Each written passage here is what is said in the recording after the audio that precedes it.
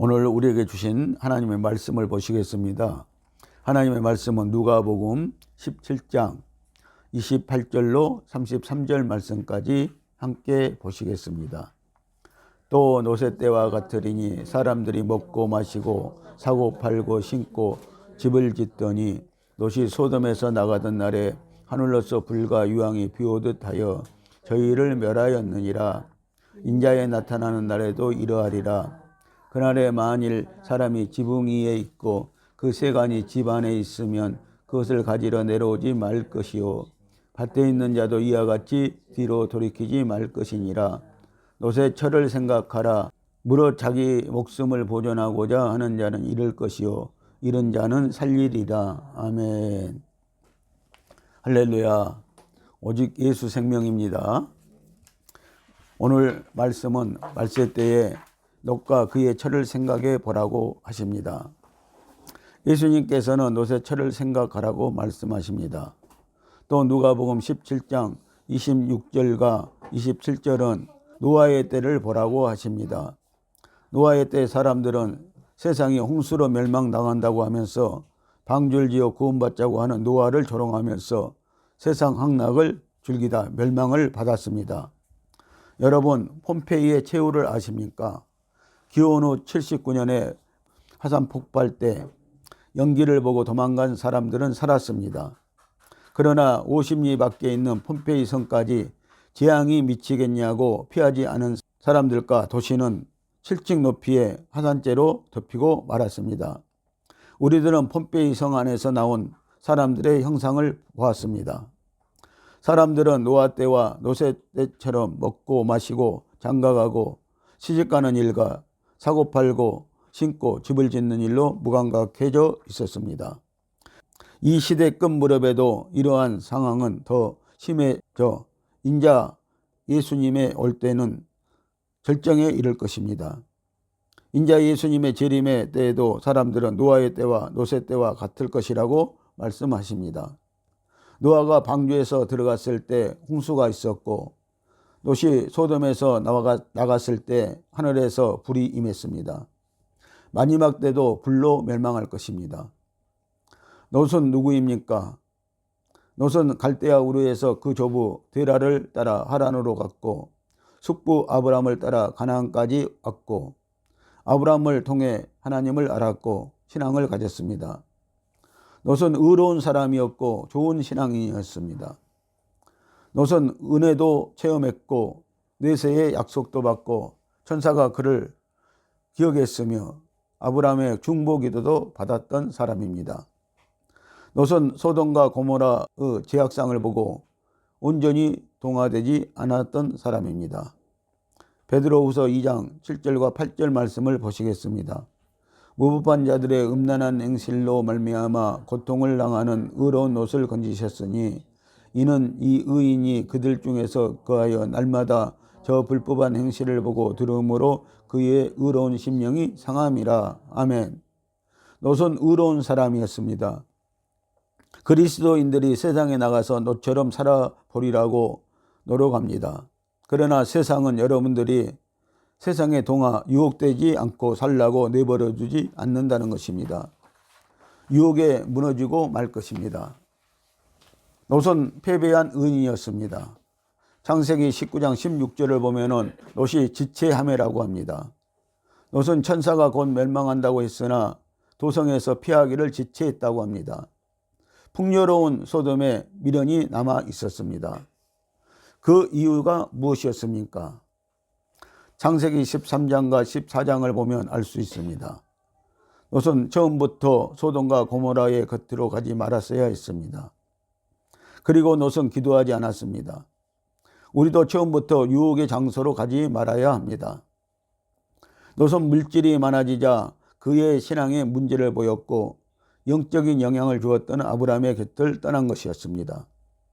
창세기 13장 1절로 12절에서 7절 말씀을 보면은 아브라함의 목동과 롯의 목동들이 서로 다투는 것을 볼 수 있고 9절은 아브라함과 롯이 서로 갈라섭니다.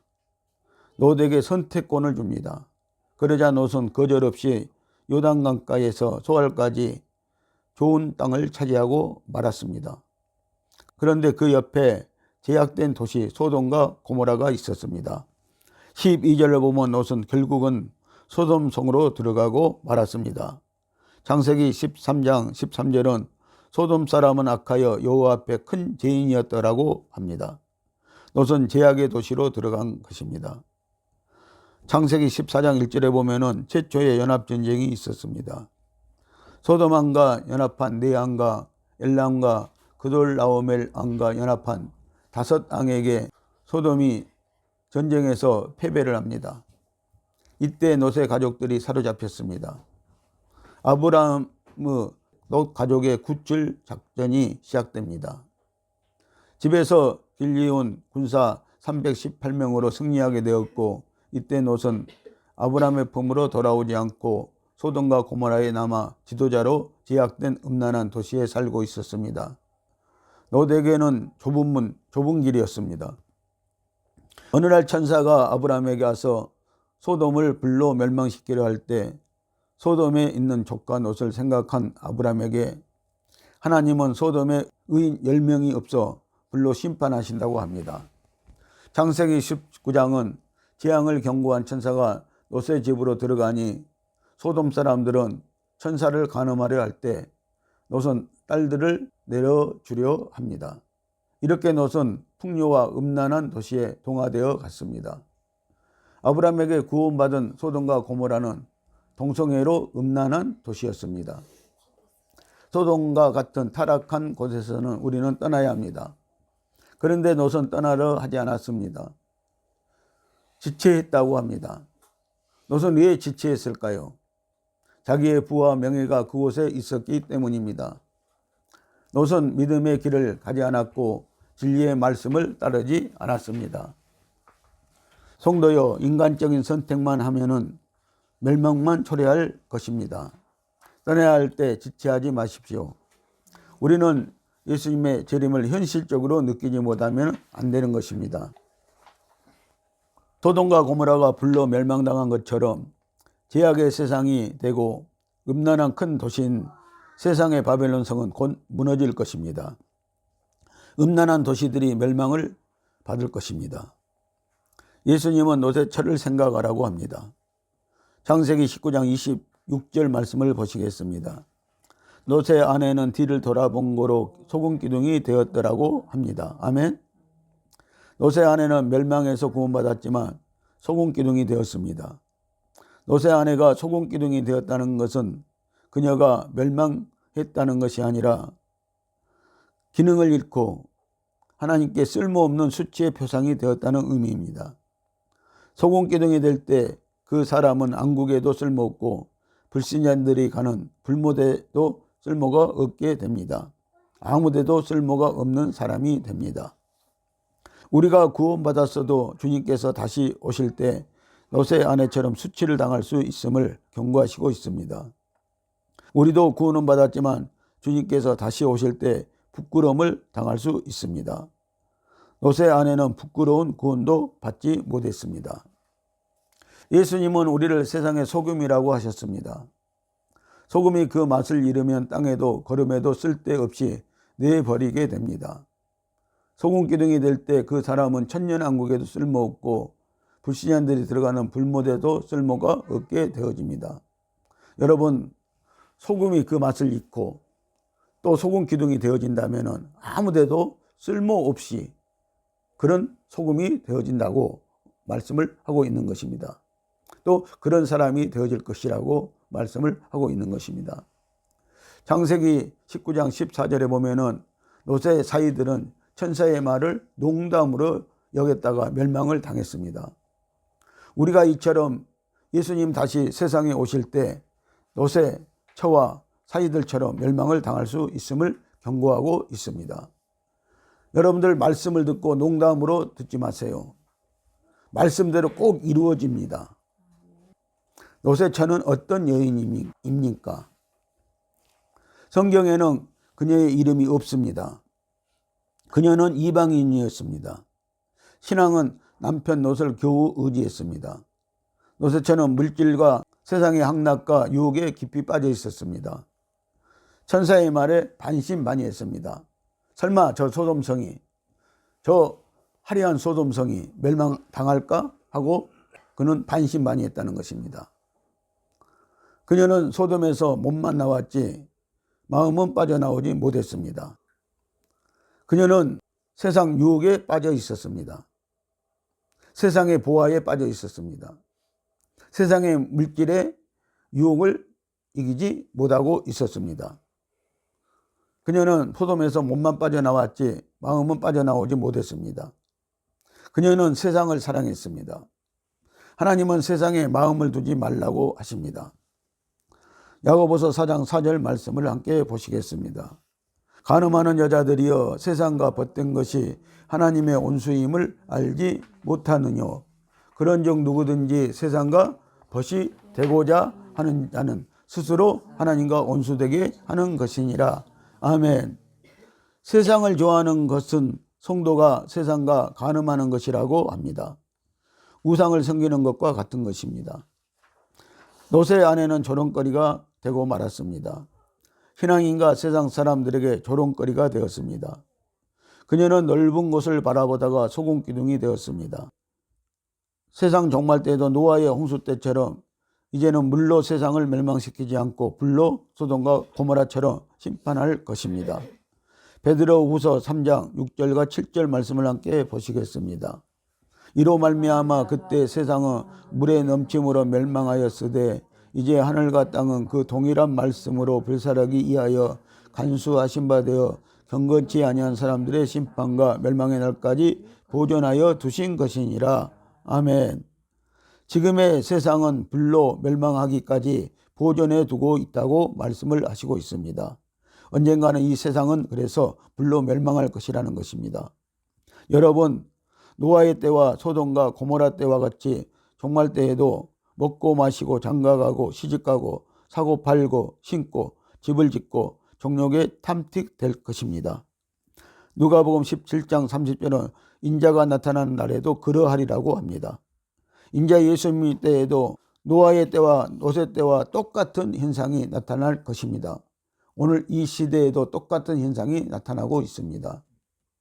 누가복음 17장 31절 말씀을 보시겠습니다. 그날에 만일 사람이 지붕 위에 있고 그 세간이 집 안에 있으면 그것을 가지러 내려가지 말 것이요 밭에 있는 자도 그와 같이 뒤로 돌이키지 말 것이니라. 아멘. 과거의 이스라엘의 집의 지붕은 대부분 평평하게 되어 있었습니다. 그래서 그곳에 올라가서 기도도 하고 모임도 가졌습니다. 여러분들, 노새 때가 있을 것이라고 말씀을 하고 있습니다. 또 노아의 때가 있을 것이라고 말씀을 하시고 있습니다.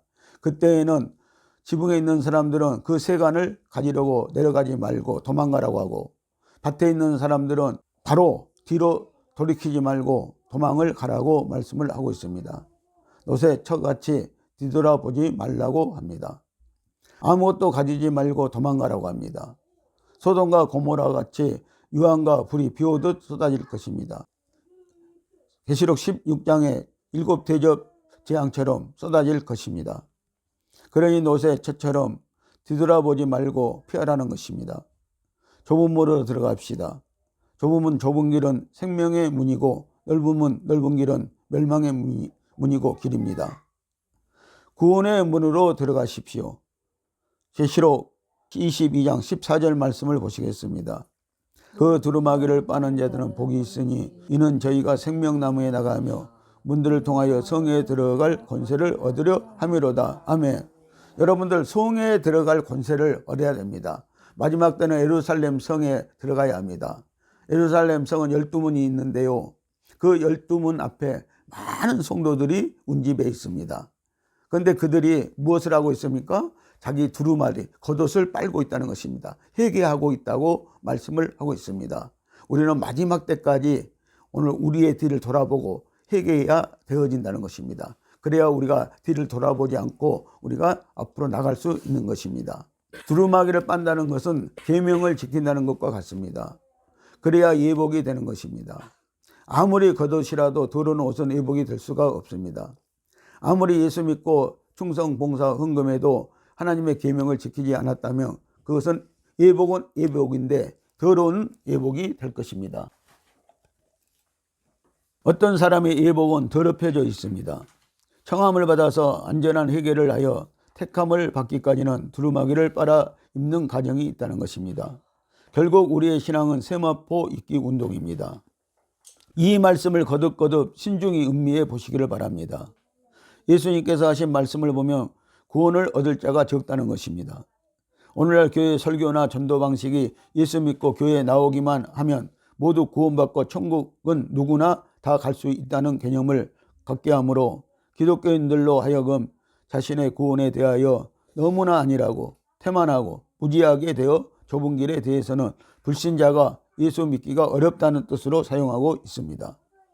이렇게 성도들이 가야 하는 것이 좁은 길이라는 것을 모르기 때문에 기독교 신앙의 형태가 삐뚤어질 수밖에 없는 것입니다. 요한계시록 3장 17절로 19절 말씀을 함께 보시겠습니다. 내가 말하기를 나는 부자라 부유하여 부족한 것이 없다 하나 네 공고한 것과 가련한 것과 가난한 것과 눈먼 것과 벌거벗은 것을 알지 못하도다. 내가 너희를 권하노니 내게서 불로 연단한 금을 사서 부유하게 하고 흰옷을 사서 입어 벌거벗은 수치를 보이지 않게 하고 안약을 사서 눈에 발라보게 하라. 물론 내가 사랑하는 자를 책망하여 징계하노니 그러므로 내가 열심을 내라. 회개하라. 아멘. 우리는 어떻습니까? 수치스러운 일이 내 주변에서 일어나지 않아서 우리의 내면의 모습이 드러나지 않는 것이지 우리도 자세히 보면은 벌거벗은 모습일 것입니다. 저마다 조금의 차이는 있겠지만 비슷한 모습으로 살아가고 있습니다. 그래서 주님께서 7교회 중에서 마지막 시대 때 라오디게아 교회에 말씀하시기를 네가 말하기를 나는 부자라 부유하여 부족한 것이 없다 하나 예수님은 사실은 벌거벗고 있다고 하시는 것입니다. 여러분들은 좋은 옷을 입고 있습니까? 그러나 심령의 말씀이 없으면 벌거벗고 있다고 하는 것입니다. 우리의 어둡고 추악하고 탐욕적이고 이선적이고 일그러진 모든 모습들은 예수 생명을 받아먹고 영이 성장하게 되면 성령님의 도움으로 조명되어져 확연히 드러나게 될 것입니다. 우리가 얼마나 많은 세월을 주님을 섬기며 하나님만을 위해 산다고 열심을 내어 충성하면서 이 자리까지 오게 되었습니까? 교회에서 직분도 받을 것 다 받았고 성령 체험도 직간접적으로 다 해보았지만 아직도 벌거벗은 우리의 내면의 모습을 보게 된다면 우리의 신앙 여정이 정말로 좁은 길이라는 것을 알게 될 것입니다. 왜 좁은 길이라고 해야 됩니까? 아직도 예수 생명이 차지 않아 심령의 문이 열리지 않아서 좁은 문이라고 했습니다. 좁은 길이라고 합니다. 왜 좁은 길이라고 합니까? 넓은 길로만 가려니까 즉 자기 의로만 살려고 하니 성령으로 사는 것이 싫으니까 길이 좁아 보이는 것이지 영계가 열려서 주님을 사랑을 맛보게 되고 거룩함을 조금이라도 맛보면 그 길은 좁아 보이지 않을 것입니다. 여러분 좁은 길을 통과하면 오히려 기쁨이 넘치는 황홀한 길이 되고 흔한 대로로 보일 것입니다. 바로 내 심령이 길을 좁게 하기도 하고 넓게 하기도 하는 것입니다. 여러분들 심령의 길을 넓히시기를 예수님의 이름으로 축원합니다. 성도 여러분, 오늘날 많은 그리스도인들도 노아의 때와 같이 소돔과 고모라의 때처럼 유혹과 탐욕에 마취되어가고 마비되어 혼미해져 분별을 잃어버렸습니다. 하나님의 뜻에 합당한 생활을 하지 못하고 부르심에 응답할 수 없습니다. 주님 오실 때 여전히 세상적인 향락에 빠져 있는 성도들을 건져 주시지 않을 것입니다. 창세기 19장 26절을 보면은 롯은 머뭇머뭇거렸습니다. 롯의 처는 세상을 들여다보다 소금 기둥이 되었습니다. 롯의 사이들은 말씀을 듣고 농담으로 여겼다가 멸망을 당했습니다. 성도 여러분, 이 말씀을 꼭 기억하시기를 바랍니다. 하나님이 길을 좁게 만드신 것이 아닙니다. 롯은 머뭇거렸고 롯의 아내는 뒤돌아보았고 롯의 사이들은 말씀을 농담으로 여겼습니다. 그러다가 롯의 아내와 롯의 사이들은 멸망을 당했습니다. 성도 여러분, 많은 사람들이 구원의 초청을 받지만 하나님께 선택되어 천국의 기쁨의 누림과 보상을 받는 성도는 적은 수에 불과할 것입니다. 하나님께 선택받고 보상받고 천국의 누림의 생활이 있기를 축원합니다. 기도하시겠습니다.